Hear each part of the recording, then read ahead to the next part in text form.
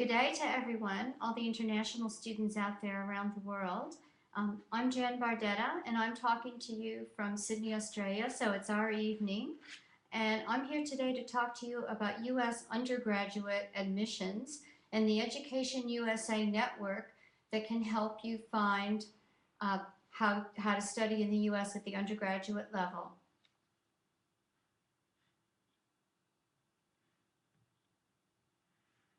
Okay, sorry, I need to disable this.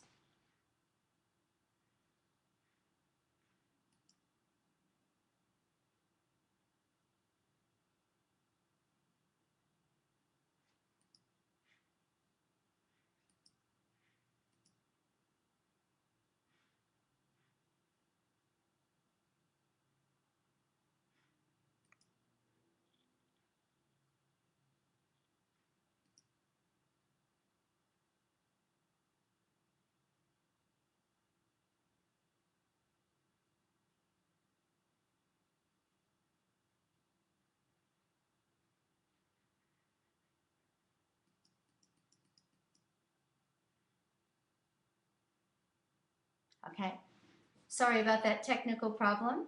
Let's start again. EducationUSA is supported by the U.S. Department of State, and we have over 170 countries with hundreds of centers around the world. We give accurate and comprehensive and current information about studying in the U.S. If you tuned in by mistake to hear about graduate admissions, you can still listen to hear about how you find a center in your country, because we do advise students about graduate admissions as well, although that's not the intent of this presentation and chat with you today. We have a 5 steps guide to U.S. study, so the one that I'm talking to you about today is actually the undergraduate 5 steps to U.S. study. But if you go to our website, and I'll give you that information a little later on, you can do the 5 steps to graduate study as well. So you see that we have the first of the 5 steps, which is research your options. All 5 of these steps would be something that you would probably want to start 12 or 18 months out by researching your options. And then step 2 is completing your application, looking at financing your studies, then applying for your visa and preparing for your departure.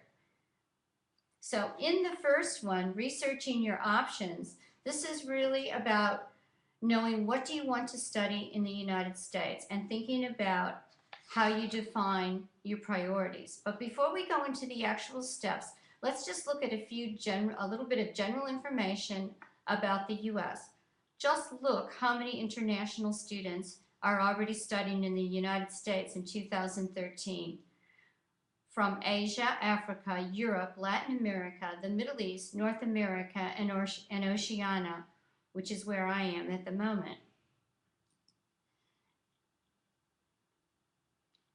Did you know that there is close to 4,000 accredited colleges and universities in the U.S.? So there's a lot for you to go through and think about, and it's probably best to think of what is the best school for me, not pick a school and try to make it fit you.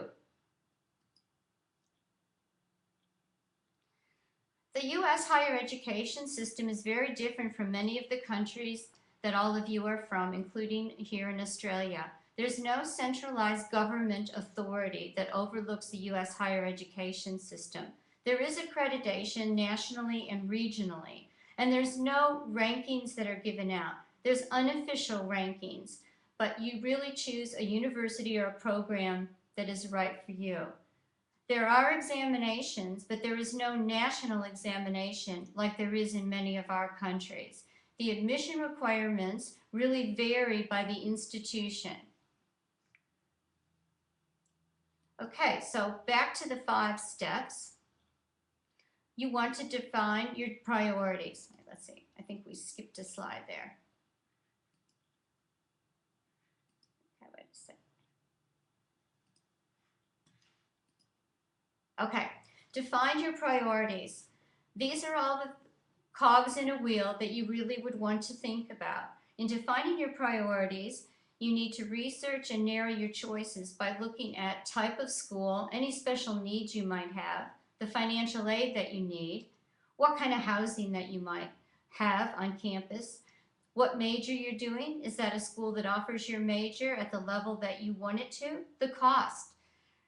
It's not a good idea to start thinking about the cost after you've been accepted when you really can't afford to go to that school or you haven't looked at financial aid or scholarship. Sports and activities. Sports scholarships are available. Maybe some of you are athletes out there that are looking for a sports scholarship. That's a huge area of scholarships that go to the United States, or music or art. And what about location? Don't pick a school that is in the freezing cold northeast part of the United States if you really can't stand the cold. As silly as that sounds, you're going to spend 4 years there. Then the whole admissions that we'll talk about in a minute, about how you go through that admission process, and I'll give you a quick guide to that. In defining your priorities, again, across all of these, there's state or privately owned schools. There's ones that are just focused on science or art or design, have a religious affiliation, they're all male or all female campuses, or have other specific characteristics, such as a small liberal arts school. These are all things that you need to think about. Look at the selectivity. So often I hear, well, I only want to go to Harvard or California or New York. The percentage of applicants that are accepted when you look at the schools that you want to go to.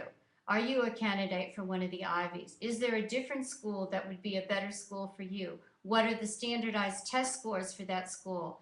Realistically, what's your past academic performance? One of the most highest criteria in admissions is how well you've done in your country, in your high school. Size. Do you want to be in a small, medium, or large campus, in an urban environment, in a small town? How many students are in the classroom compared to what you're used to or what you're looking for? And another important factor is how many other international students are on campus, maybe from your country or just in general.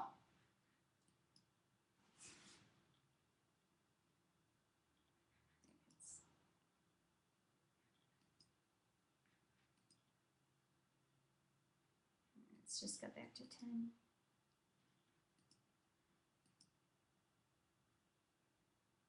Okay, so here was what I was talking about before without the slide up. On or off campus housing. Some schools require you to live in the dormitories on campus for your first year. Other schools have housing that's just for men, just for women, or is co-ed, or all three. And again, the different locations in the United States, the West, the Midwest, and the South and Northeast, are very different.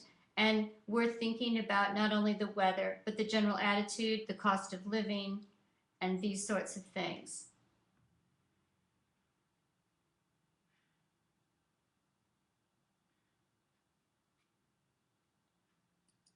Okay, let's just talk about financial aid for a minute, because that comes under when you research your options and really should be taken into account. If you see that figure there, it's rather staggering, that $7.7 billion in financial support. So international students are getting aid to come to the United States, but does take research on your part. Okay, this is a graduate financial aid. Wait a minute, let's go back to this one.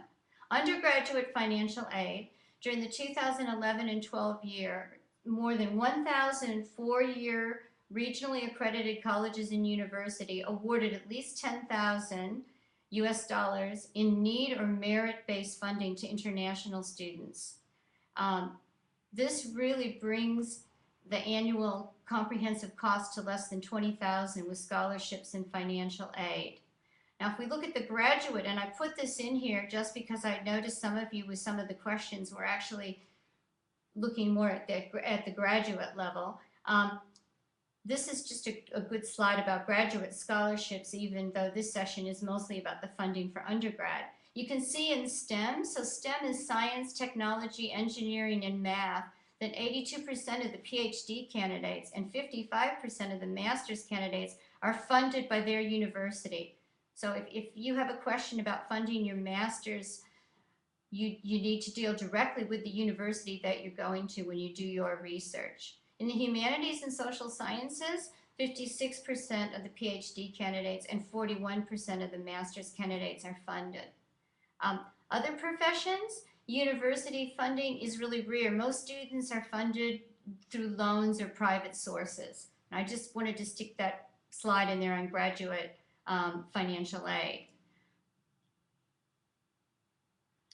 So when you research and narrow your choices, take in a little bit about what I've said about financial aid and the cost, and also the academic programs that are offered at that school for you to be able to take, to find the right fit that's the right fit for you. So a quick guide to the application process would be to find out about the standardized testing. The standardized testing must be taken by the deadlines. So there's the SAT-1, there's the SAT-2, there's Toefl that you need to take if you're from a non-English speaking country, and there is the ACT that is available to be taken for some schools. The best scores, no minimum, you can take these tests more than once, and the best scores are looked at. Most schools will want the SAT-1, which is the general SAT course, and selective colleges will want you to take 2 or 3 of the SAT subject tests in science, math, or foreign languages. These can't be taken on the same date that you take the SAT-1, so you would need to go and take it on a second date. You can take the SAT, most students would take it in their 3rd year of high school. So in the US, we would say your junior year of high school, and then often take it again at the beginning of their senior year to get a better score. TOEFL is a minimum is recommended, especially if your SAT verbal scores are low. And again, I'll mention one of the other quick guide admission requirements is that your high school achievements are really important. Your grades in 9, 10, and 11th grade are important in both your subjects and the grades in relation to the others in the class. Some of you may not have your results from high school while you're applying, but they can be forwarded. Sorry, I'm having a problem here. Okay, there, that's better. They can be forwarded when you complete your education, your high school education, especially if you're in the Southern Hemisphere. Most of you will graduate in November instead of in May. Another important part of the application for undergraduate and finding the right fit is to have 2 high school recommendations from teachers who know you well. More important than teachers that just know you, that say you're from a good family or you're a good person, but a teacher who really knows how you do your work in class and how you are in relation to the others. Some universities ask for peer recommendations as well. The other part that there's, I'm sure, seminars about online, probably through College Live, is the essay. And this really varies by school, but it's still very important that you use this as a chance to show the school what your test scores and other parts of your application don't. They'll see your high school grades. They'll see your test scores. Whatever the subject is, if they give you a subject, try to bring out something special about you. The school is only going to see what they see online and what they see on what you write to them on the application form online. So it gives you a chance to sort of sell yourself or show something about yourself, your passion, what you're looking to do, why you're a good match with that university. So make sure you personalize the essay and use this as an opportunity to promote yourself. Okay, so back to the 5 steps. That website up there, you can go to, and you can find a center in your, we'll get to those slides in a minute, but you can find a center that can help you find how to study, and you can see that's the front page. There's undergraduate, graduate, English language, and short-term programs. So if you wanted to find a good English language program in your country, you could go to the website and click on English language, and they'll help you find an English language program in your country. If you want to do a short-term study, you want to study in a summer program or an internship, you could go, or an exchange program, which I will mention at the end, is another form of student mobility in your undergraduate years. What we're talking about, the 5 steps we're talking about today are, if you clicked on Learn More under the undergraduate first palette that's up there, that's what we're talking about. But if you wanted to, you could go to graduate. I noticed some of the questions were really more graduate questions, and that's where you really need to go to find out the answers there. Okay, so again, we mentioned about the 12 to 6 months prior to U.S. study. Now there is a study app, and you can download this, onto your iPad. So get the EducationUSA app, because you can have that right there on your phone, and that is something that all of us have on our phones, and it would be great for you to have it too. Okay, so EducationUSA. There's the map of the world. So when you get into the website, you can click on wherever you are in the world, and when you click on that, it will show the centers of where the EducationUSA centers are in the world for you. You can go to those centers, and they will help you with all the things that I'm talking about today, as well as financial aid is another big area. Okay, the other thing on the website, you'll see down in the corner, you can send an email and select a language and actually ask a question, and you'll get an answer from the center that's nearest to where you live. So you can go onto the website, and this is a really great part, I think, of the website. I've just tried to overview a little bit of main points about the undergraduate admission to the U.S. Another website I did want to mention is it's a exploring financial aid at each school is a good idea, definitely. But also to go to www.fundingusstudy.org, all lowercase, is another website that you could think about. I guess I was going to take some questions, and really do encourage you to find an EducationUSA center in your area. They do one-on-one individual advising. They also would be able to help you sign up for a webinar on a different topic. There are actual sessions that you can go on to live from the EducationUSA website, and you could also find out about the EducationUSA fairs that are going to be in your city.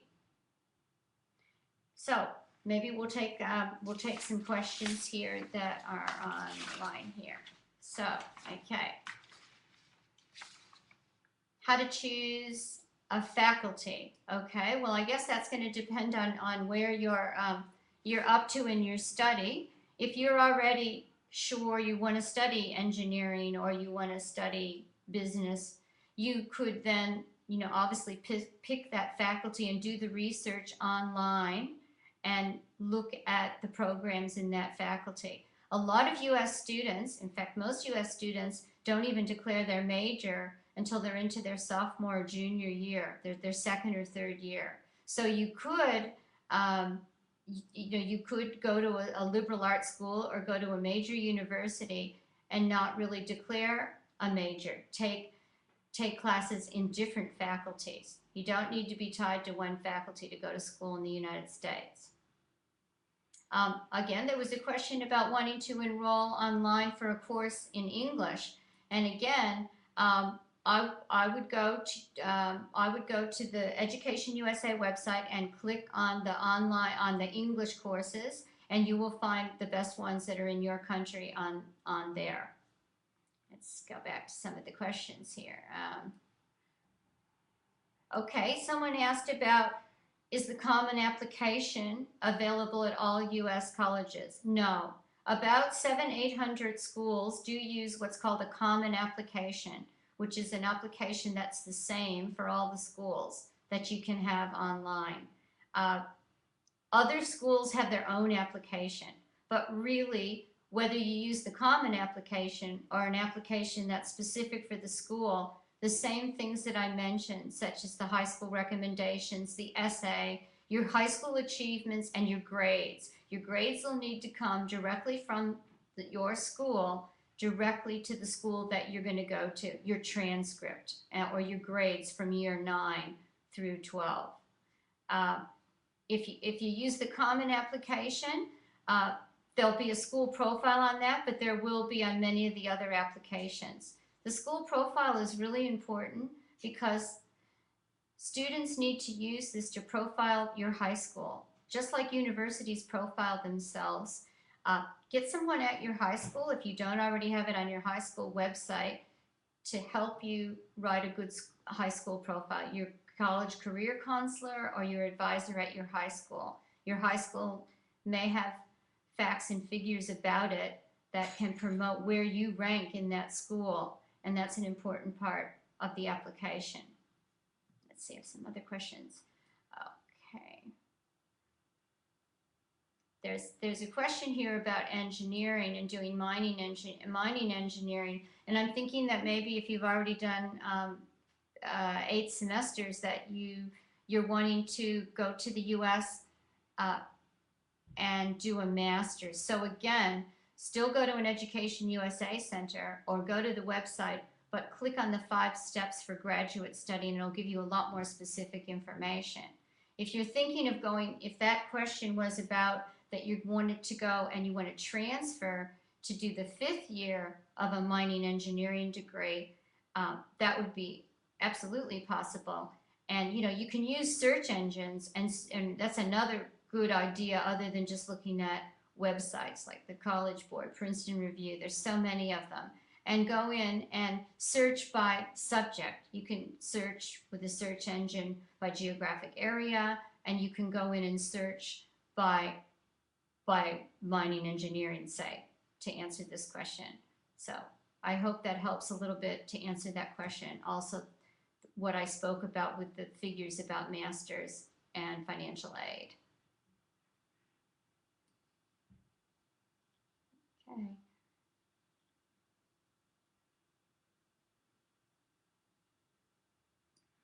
Wait a second.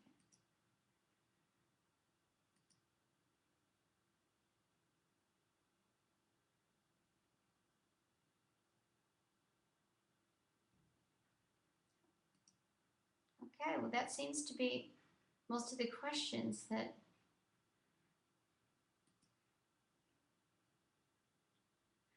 Education USA. How can Education USA help me in my journey to study in the US? I hope that I have covered that, but I think you'll find Education USA, I might just mention, we're not an agent. Most of all the information, you might buy books from us. Most of the information is free and unbiased. We're sponsored by the Department of State. We're part of the public diplomacy part of the US government. And Education USA can help you very much on your journey to study in the US. And you need to get into a center, and you can also ask questions online by going to that map that I showed you and going to the Education USA website, educationusa.info, and find us and be in touch with us, and we can help you on that journey very much. If that's all, I think that we're done with the session. So good luck to all of you, and I hope to hear from some of you online through the Education USA website. Bye for now.